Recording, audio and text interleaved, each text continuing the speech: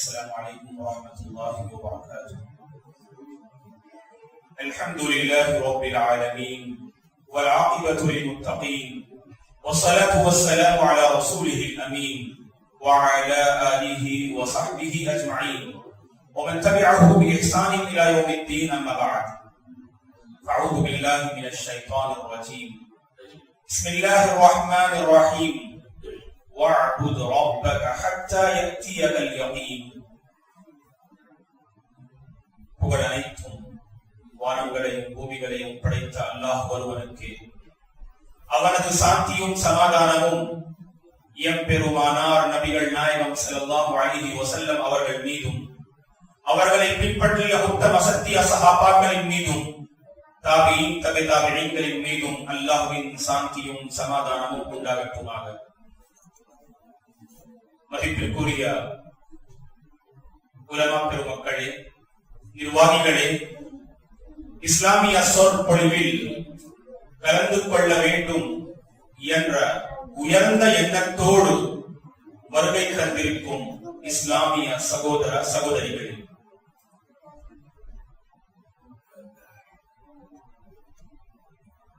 முஸ்லிம் சமுதாயத்திற்கு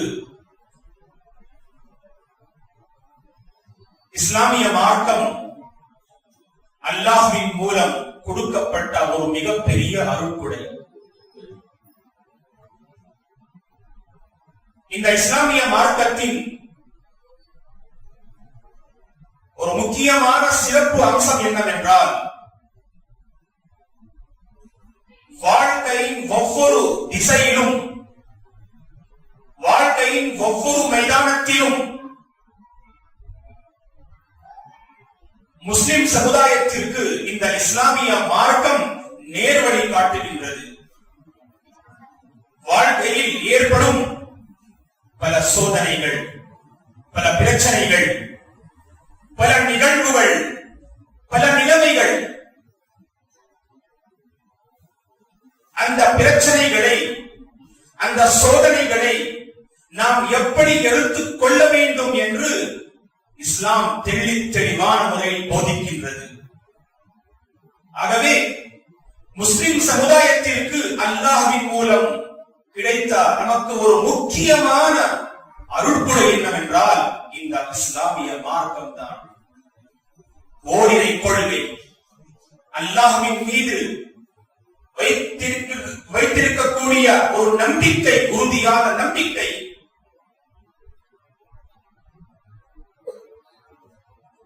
சந்தோஷத்தில் ஒரு முஸ்லிமுடைய நிலைமை எப்படி இருக்க வேண்டும், துக்கத்தில் ஒரு முஸ்லிம் உடைய யோசனை, ஒரு முஸ்லிமுடைய சிந்தனை எப்படி இருக்க வேண்டும் என்று இஸ்லாமிய மார்க்கம் போதிக்கின்றது. இந்த கொரோனாவிற்கு பிறகு இந்த உலகத்தில் ஒரு பெரிய மாற்றம் ஏற்பட்டது. இந்த கொரோனாவின் தாக்கம் உலக ரீதியாக நாம் எடுத்துக்கொண்டால் ஒரு பெரிய மாற்றம், நிலைமையில் ஒரு பெரிய மாற்றம் ஏற்பட்டது. பொருளாதாரத்தில் ஒரு மிகப்பெரிய நஷ்டம். கல்வி ரீதியாக நாம் எடுத்துக்கொண்டால் மாணவர்கள், சிறுவர்கள் புத்தகங்களை சுமைக்கக்கூடிய அந்த நிலைமையில் மொபைல் பாரத்தை சுமைத்துக் கொண்டிருக்கின்றார்கள். மார்க்க ரீதியாக நாம் எடுத்துக்கொண்டால் கொரோனாவிற்கு முன்பு நற்காரியங்களில் முன் வரக்கூடிய பல முஸ்லிம்கள் பின்தங்கிய நிலையில் இருக்கின்றார்கள். ஐவேளை தொழுகையை சரியான முறையில் கடைபிடிக்கக்கூடியவர்கள், ஜமாத்தோடு இந்த தொழுகையை நிலைநாட்டக்கூடியவர்கள், பள்ளி வாசல்களோடு தொடர்பையை வைத்திருப்பவர்கள், தொழுகை விஷயத்தில், ஜமாத்துடைய விஷயத்தில் அலட்சியமாக இருக்கின்றார்கள். நேரத்தை பாதுகாத்துக் கொள்ளக்கூடியவர்கள் இந்த கொரோனாவிற்கு தொழுகைக்கு பிறகு நேரத்தை வீணாக்கக்கூடியவர்களாக இருக்கின்றார்கள். முஸ்லிம் சமுதாயத்தின் அடையாளம் என்ன? எல்லாம் நேரடியாக முஸ்லிம் சமுதாயத்தின் அடையாளம் என்ன? நிலைமையில் ஒரு மாற்றம் ஏற்படுகின்றது என்றால் அந்த நிலைமையில் அந்த நேரத்தில் ஒரு முஸ்லிமுடைய சிந்தனை எப்படியாக இருக்க வேண்டும்? நபிகள் நாயகம் ஸல்லல்லாஹு அலைஹி வஸல்லம் அவர்களுடைய வரலாற்றை நாம் படிக்க வேண்டும். நிலைமையில் ஒரு மாற்றம் ஏற்படுகின்றது என்றால் அல்லாஹ்வுடைய கோபத்திற்கு நாம் ஆளாகி விட்டோமா என்று நாம் சிந்தித்து பார்க்க வேண்டும். சற்று சுய பரிசோதனை செய்ய வேண்டும்.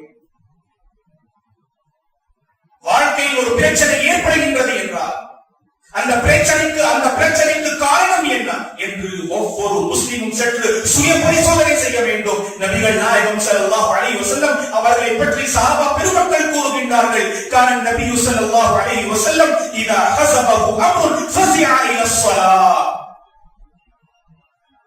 நபிகள் நாயகம் ஸல்லல்லாஹு அலைஹி வஸல்லம் அவர்களுக்கு வாழ்க்கையில் ஒரு கஷ்டம் வருகின்றது என்றால் உடனே அவர்கள் தொழுகைக்கு விரைந்து வருவார்கள். தொழுகை பக்கம் அவர்கள் விரைந்து வருவார்கள்.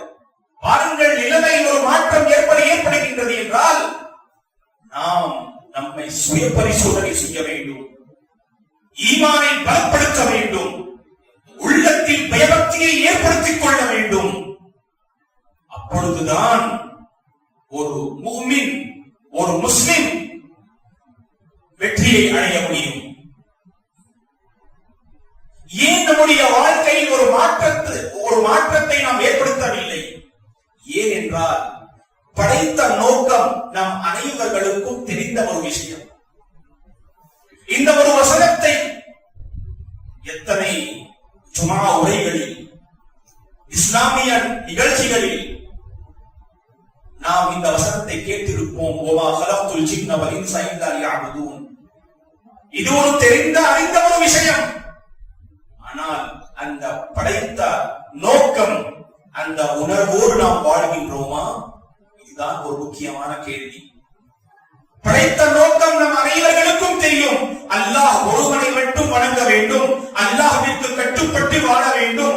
இந்த இஸ்லாமிய மார்க்கத்தை நாம் முழுமையான முறையில் எடுத்துக்கொள்ள வேண்டும். நபிகள் நாயகம் ஸல்லல்லாஹு அலைஹி வஸல்லம் அவர்களுடைய வாழ்க்கையை ஒரு அழகான முன்மாதிரியாக நாம் எடுத்து நாம் நம்முடைய வாழ்க்கையை அமைத்துக் கொள்ள வேண்டும். சொர்க்கத்தை பெற்றுக்கொள்ள, சொர்க்கத்தை அடைவதற்காக நாம் முயற்சி செய்ய வேண்டும். இது படைத்த நோக்கம் நம் அனைவர்களுக்கும் தெரியும். ஆனால் ஒரு மனிதன் படைத்த நோக்கம் அந்த உணர்வோடு வாழ்கின்றான் என்றால் அவன் தொழுகை விஷயத்தில் அலட்சியமாக இருக்க மாட்டான். இபாதத்துடைய விஷயத்தில் அவன் அலட்சியமாக இருக்க மாட்டான். வியாபாரத்தில் மோசடி செய்ய மாட்டான். ஹராமான காரியங்களில் ஈடுபட மாட்டான். ஏன் நம்முடைய வாழ்க்கையில் ஒரு மாற்றம் ஏற்படவில்லை என்றால் அந்த படைத்த நோக்கத்தின் உணர்வோடு நாம் வாழவில்லை. எல்லாம் வல்ல அல்லாஹ்வின் நல்லடியார்களே, அந்த உணர்வோடு நாம் வாழ வேண்டும் என்றால் நாம் நம்முடைய உள்ளங்களில் ஆர்வத்தை ஏற்படுத்திக் கொள்ள வேண்டும். ஆர்வம் வர வேண்டும் நம்முடைய வாழ்க்கை உள்ளத்தில். சஹாபா பெருமக்களை நீங்கள் எடுத்துக் கொள்ளுங்கள். இஸ்லாத்தை அவர்கள் ஏற்றுக்கொண்டார்கள். அதன் பிறகு நபிகள் நாயகம் ஸல்லல்லாஹு அலைஹி வஸல்லம் அவர்களிடம் வந்து சில தோழர் கேட்பார்கள், அஸ்பிர்னி பிஅமலின் யுத்கிலுனில் ஜன்னah, அல்லாஹ்வின் தூதரே ஒரு அமலை எனக்கு கற்றுத்தாருங்கள், சொர்க்கத்தில் நுழைவிக்கக்கூடிய ஒரு அமலை நீங்கள் எனக்கு கற்றுத்தாருங்கள் என்று கூறுவார்கள். அல்லாஹ் அக்பர். அந்த ஆர்வத்தை நீங்கள் பாருங்கள். ஒரு தோழர் கேட்பார், ஐயுல் அமாலி அஹப்பு இலல்லாஹ், அல்லாஹ்விற்கு பிடித்த செயல் என்ன அல்லாஹ்வின் தூதரே? ஒரு தோழர் கேட்பார், ஐயுல் அமலி அஃஸல் யா ரசூலல்லாஹ், அல்லாஹ்விடம் மிகச் சிறந்த செயல் என்ன என்று கேட்பார்கள். ஐயு ஸதகதி அஸம் இன்தல்லாஹ், அல்லாஹ்விடத்தில் தானம் தர்மம் செய்வதில் மிகச் சிறந்த தர்மம் எது என்று கேட்பார்கள். ஏன் கேட்கின்றார்கள் என்றால் உள்ளத்தில் ஆர்வம் இருக்கின்றது. அமல் செய்ய வேண்டும், இஸ்லாமிய போதனைகளின் பால் தன்னுடைய வாழ்க்கையை அமைத்துக் கொள்ள வேண்டும் என்ற அந்த ஆர்வம் இருக்கின்றது. அந்த ஆர்வம் நம்முடைய உள்ளங்களில் இருக்கின்றதா? சரி, ஆர்வம் இருக்கின்றது. சில மக்கள், சில முஸ்லிம்கள் உள்ளத்தில் ஒரு ஆர்வம் இருக்கும், ஒரு மாற்றத்தை நாம் ஏற்படுத்திக் கொள்ளலாம், தொழுகையை சரியான முறையில் நிறைவேற்றலாம், அல்லாஹ்விற்கு முற்றிலும் கட்டுப்பட்டு நாம் நம்முடைய வாழ்க்கையை அமைத்துக் கொள்ளலாம் என்ற ஆர்வம் இருக்கும். ஆனால் முயற்சியை நாம் செய்கின்றோமா? முயற்சியை செய்ய வேண்டும். அப்பொழுதுதான் அந்த படைத்த அந்த நோக்கத்தின் உணர்வோடு நாம் வாழ முடியும். வஜாஹிது ஃபில்லாஹி ஹக்க ஜிஹாதி. இறைவன் கூறுகின்றான், அல் ஹஜ் என்று சொல்லக்கூடிய அத்தியாயத்தின் அந்த வசனத்தில் கூறுகின்றான், வஜாஹிது ஃபில்லாஹி ஹக்க ஜிஹாதி. மனிதர்களே, அல்லாஹ்வின் பாதையில் மார்க்க விஷயத்தில் முயற்சிக்கு வேண்டியவாறு நீங்கள் முயற்சி செய்யுங்கள். ஏனென்றால் கோடிக்கணக்கான மக்களின் மனிதர்களில் அல்லாஹ் உங்களை தேர்ந்தெடுத்திருக்கின்றான். எதற்காக? இந்த மார்க்கத்தை நிலைநாட்டுவதற்காக, அல்லாஹ்வின் அந்த திருப்தியை பெற்றுக் கொள்வதற்காக, பயபக்தியுள்ளவர்களுக்காக இறைவன் அந்த சொர்க்கத்தை தயார் செய்து வைத்திருக்கின்றானே, அந்த சொர்க்கத்தை அடைவதற்காக இறைவன் உங்களை தேர்ந்தெடுத்திருக்கின்றான். அதற்காக நீங்கள் முயற்சியை செய்ய வேண்டும். இவர்கள் முயற்சி செய்ய வேண்டும் என்று மைதானத்தில் இறங்குகின்றார்களோ, இபாதத்து செய்ய வேண்டும் என்ற உணர்வோடு எவர்கள் மைதானத்தில் இறங்குகின்றார்களோ, இறைவன் கூறுகின்றான், வல்லதீன ஜாஹது ஃபீனா லனஹ்தியன்னஹும் சுபுலனா. அல்லாஹ் அவர்களுக்காக அந்த இபாதத்துடைய வழிமுறைகளை அவர்களுக்காக லேசாக்குவான். அல்லாஹ் அக்பர். இமாம் ஹஸன் பஸ்ரி ரஹிமஹுல்லாஹ் அவர்கள் கூறுகின்றார்கள், ليس الإيمان بالتمني ولا بالتشهي ولكن الإيمان ما وقع في القلب وصدقه العمل. ஈமான் என்றால் என்ன? ஆசைகள், மனோ இச்சைகளின் பெயர் ஈமான் அல்ல. மாறாக ஈமான் என்றால் அல்லாஹ்வின் மீது நம்பிக்கை கொண்டு நாவினால் அதனை உச்சரித்து உள்ளத்தில் அதனை உறுதிப்படுத்தி நாம் நம்முடைய அமல்களால் அதனை உறுதிப்படுத்த வேண்டும். இதுதான் ஈமான். நான் ஒரு முஸ்லிம், எனக்கு சொர்க்கம் கிடைத்துவிடும், நான் அல்லாஹ்வின் திருப்தியை பெற்றுக் கொள்வேன் என்ற இந்த ஆசை போதுமானது கிடையாது. எல்லாம் வல்ல அல்லாஹ்வின் அடியார்களே, அதற்காக நாம் முயற்சி செய்ய வேண்டும்.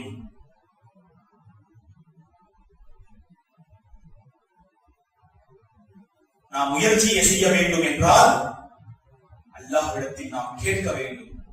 தொழுகையை நிலைநாட்டுவதில் உங்களுடைய உள்ளத்தில் ஒரு பாரம் ஏற்படுகின்றது என்றால் அல்லாஹ்விடத்தில் நீங்கள் கேளுங்கள், இறைவா, தொழுகையை சரியான முறையில் நிறைவேற்றுவதற்கு நீ எனக்கு பாக்கியம் கொடுப்பா, நீ கொடுத்து விடு என்று அல்லாஹ்விடத்தில் நீங்கள் கேளுங்கள். இந்த உலகத்திற்காக நாம் வாழக்கூடாது. இந்த உலக வாழ்க்கையை மறுமை வாழ்க்கைக்காக, மறுமை வாழ்க்கையில் வெற்றியை அடைவதற்காக இந்த உலக வாழ்க்கையை நாம் ஒரு சந்தர்ப்பமாக நாம் எடுத்துக் கொள்ள வேண்டும். அப்பொழுதுதான் இந்த படைத்த நோக்கத்தின் உணர்வோடு வாழ்வதற்கு நாம் நம்முடைய உள்ளங்களில் ஆர்வத்தை நாம் ஏற்படுத்திக் கொள்ள முடியும். மேலும் அதற்காக நாம் முயற்சியை செய்ய முடியும். முயற்சியை நாம் செய்கின்றோமா என்றால் நாம் முயற்சியை செய்வதற்கு தியாகங்களை நாம் செய்ய வேண்டும். சஹாபா பெருமக்களை நீங்கள் பாருங்கள், அவர்களுடைய வாழ்க்கையை நீங்கள் படித்து பாருங்கள். இந்த இஸ்லாமிய மார்க்கத்திற்காக அவர்களுடைய தியாகங்கள் என்ன? அவர்கள் தன்னுடைய செல்வத்தையும் தன்னுடைய மனோ இச்சைகளையும் தன்னுடைய உயிரையும் அவர்கள் தியாகம் செய்தார்கள். இந்த சஹாபா பெருமக்கள் ரலியல்லாஹு அன்ஹும் வரஸுஅன். இறைவன் அத்தௌபா என்று சொல்லக்கூடிய அத்தியாயத்தில் ஒரு வசனத்தில் கூறுகின்றான், இன்னல்லாஹ இஷ்தரா மினல் முஃமினீன அன்ஃபுஸஹும் வ அம்வாலஹும் பிஅன்ன லஹுமுல் ஜன்னah. மோமின்களுக்கு சொர்க்கம் கிடைக்கும், அதற்காக மோமின்களின் செல்வங்களையும் மோமின்களின் உயிர்களையும் இறைவன் விலைக்கு வாங்கிக் கொண்டான் என்று அல்லாஹ் வசனத்திலே கூறுகின்றான். ஆகவே தியாகங்கள் செய்ய வேண்டும். எல்லாம் அல்லாஹ்வின் நல்லடியார்களே, ஒவ்வொரு முஸ்லிமும் சற்று சுய பரிசோதனை செய்ய வேண்டும். அந்த படைத்த நோக்கத்தை அடைவதற்காக, நிறைவேற்றுவதற்காக நான் என்னுடைய வாழ்க்கையில் எத்தனை முயற்சிகளை நான் எடுக்கின்றேன்.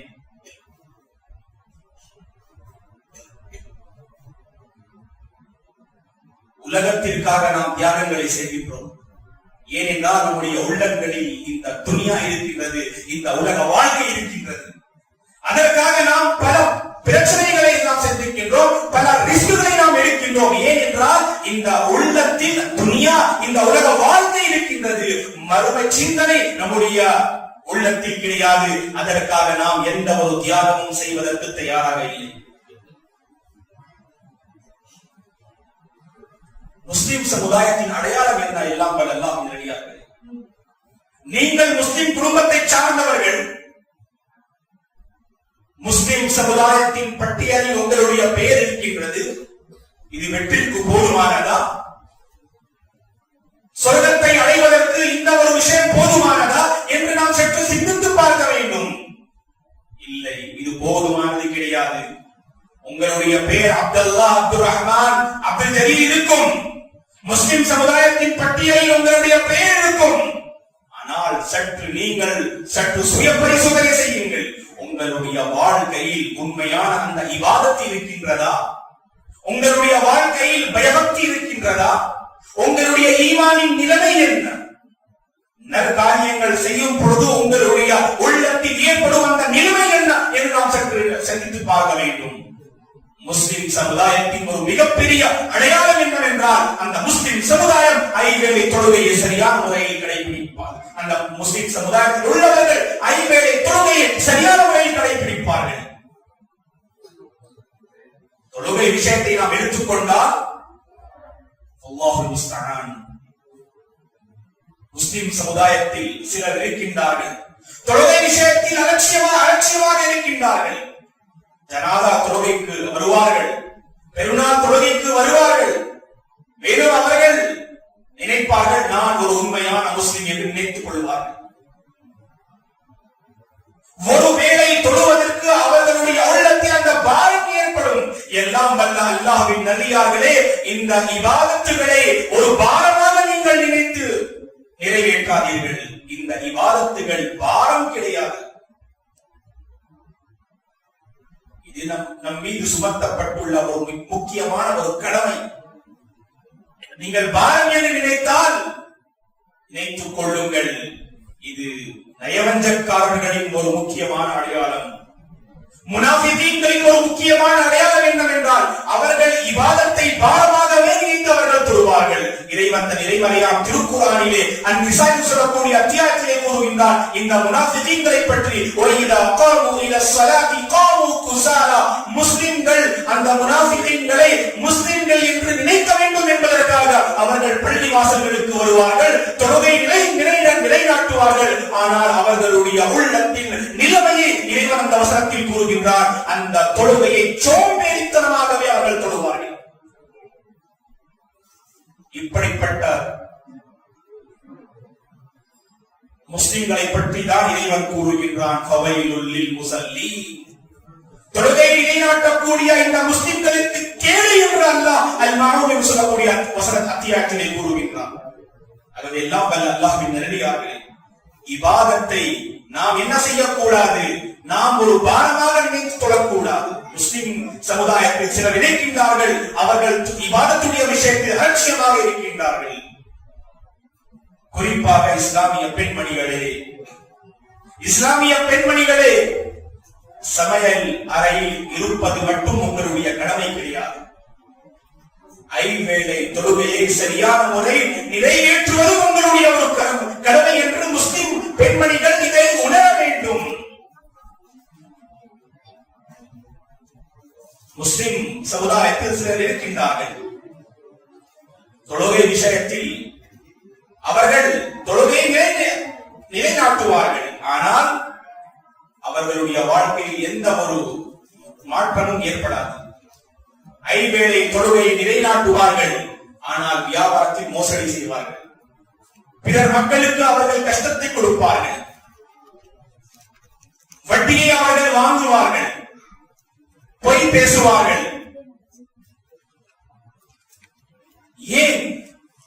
இறைவன் தன் இறைமறையாம் திருக்குர்ஆனிலே கூறுகின்றான், நிச்சயமாக இந்த தொழுகை இன்ன ஸலாத்த தன்ஹா அனில் ஃபஹ்ஷாஇ வல் முன்கர், ஆபாசமான காரியங்களிலிருந்தும் தீமையான விஷயங்களிலிருந்தும் இந்த தொழுகை உங்களுக்கு தடை செய்யும் என்று அந்த வசனத்திலே தெளிவான முறையில் இறைவன் கூறுகின்றான். இருந்த பின்பும் சில தொழக்கூடியவர்கள் மோசடி செய்கின்றார்கள், பொய் பேசுகின்றார்கள். அவர்களுடைய வாழ்க்கையில் இந்த தொழுகை ஒரு மிகப்பெரிய தாக்கத்தை ஏற்படுத்தவில்லை. ஏனென்றால் அவர்கள் தொழுகையை உள்ளச்சத்தோடு தொழுவது கிடையாது. தொழுகையை நாம் எப்படி தொழ வேண்டும் என்றால் உள்ளச்சத்தோடு நாம் தொழ வேண்டும். இது அசல்ல அஹதுக்கும் யுனாதி ரப்பா என்று நபிகள் நாயகம் ஸல்லல்லாஹு அலைஹி வஸல்லம் அவர்கள் கூறினார்கள். உங்களில் ஒருவர் தொழுகையில் இருக்கும் பொழுது அவன் தன்னுடைய இறைவனோடு பேசிக் கொண்டிருக்கின்றான்.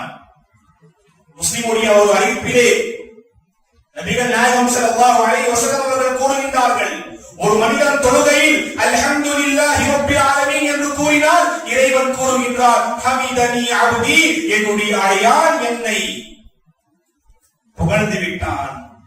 அர் ரஹ்மான் அர் ரஹீம் என்று கூறுகின்றான் என்றால் அந்த நேரத்திலே இறைவன் பதில் இருக்கின்றார், அஸ்னா அலைய அப்தி, என்னுடைய அடியான் என்னை அதிகமான முறையில் புகழ்கின்றான் என்று.